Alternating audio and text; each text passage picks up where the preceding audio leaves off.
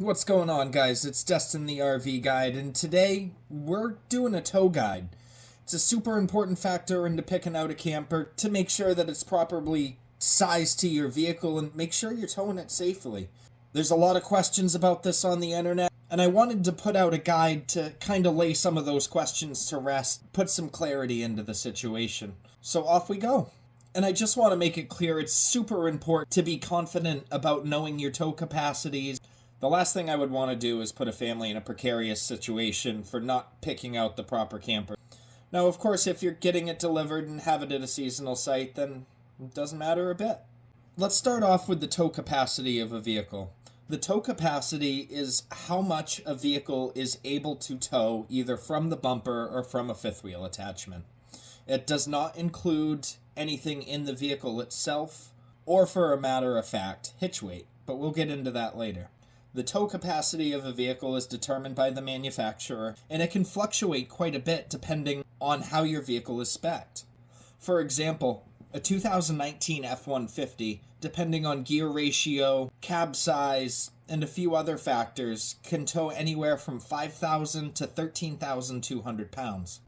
It's important to really do the research and make sure you know exactly what your vehicle is able to tow. And you can do that by cross-referencing your VIN number, talking to the dealership that you purchased it from, or in some cases, there's a little sticker right in your door jamb by the driver's door that should tell sometimes your tow capacity, how much the vehicle weighs, the gross vehicle weight rating, and a few other things. And I just want to emphasize how important it is to make sure that you do not exceed the maximum towing capacity of your vehicle. DOT does not allow that, and if you were to get in an accident and it was determined that you were exceeding the tow capacity of your vehicle, you are automatically at fault for that accident, no questions asked. So make sure you're following all the tow guidelines set forth by the manufacturer of your vehicle. So like I said earlier, there's a lot of factors that go into determining the tow capacity of a car or truck. And that's a whole list of things. For example, the gear ratio, the size of the engine, the transmission, if it has transmission cooler installed, the size of the brakes, and so on and so forth. There's so many different factors. I really, again, advise check the owner's manual, call up your dealership, make sure you know exactly what that capacity is. On top of tow capacity, there's a few other weights to watch out for as well, including your payload capacity of the vehicle, which is how much you can fit inside the vehicle itself and not necessarily how much it can tow. So, for example, a 2019 F-150 can have a payload anywhere from 1,900 to 3,200 pounds. On top of the tow capacity it has, it can carry up to 3,200 pounds of gear, people, gasoline in the tank, anything that's in the vehicle itself. This really comes into play if you're looking at truck campers or slide-in campers where 100% of the weight of that recreational unit is sitting on your vehicle.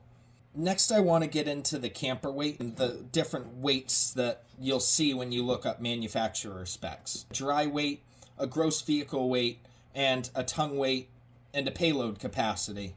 So the dry weight of the camper is an estimation of how much that camper weighs when it leaves the manufacturer.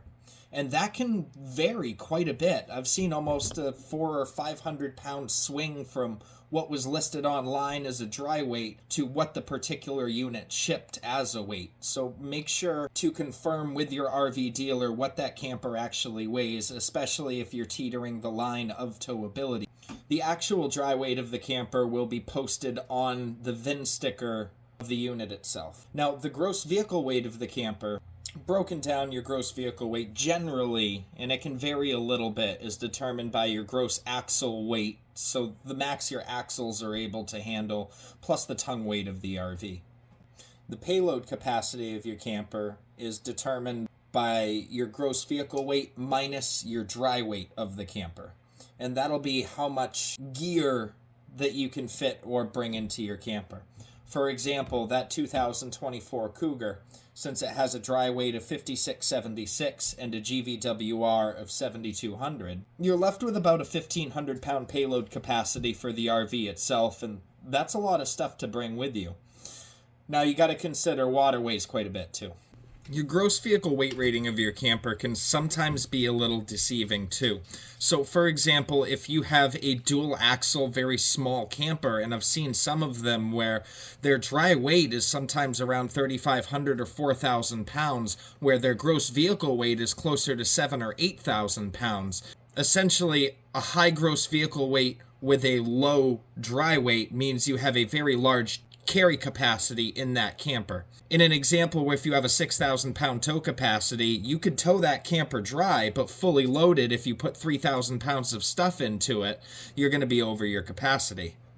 And like I said earlier, it's super important to make sure you know your vehicle's tow capacity so you're properly able to match it up to a camper and safely be able to tow it. So let's break it down so far. That 2019 F-150, do you think it's safe to tow that 22 RBS that we've been talking about? Let me know in the comments. I think, depending on how the F-150 is spec'd, it could very possibly be a safe tow. If it's at the bottom of the barrel and can tow 5,000 pounds, then no way. But if you got a 13,000 pound tow capacity and a 3,000 pound payload, then you are well within your means to be able to tow that camper. Now, there's a few things you can do on top of making sure that you've sized your trailer properly to make sure that you're towing safely. And that can include properly distributing the weight throughout the camper to make sure that it's an even tow. There's also weight distribution bars that I highly recommend. And what it does is it transfers some of the weight that sits on the tongue of your vehicle. What are you doing back there? What it does is it transfers some of the weight that's sitting on the tongue of your vehicle to the axle on the trailer, which helps even that load out. Instead of sitting like this, it's sitting like that. And what bringing up that weight does is it adds more weight to the tires on the front axle of your drive vehicle, making it a safer tow altogether.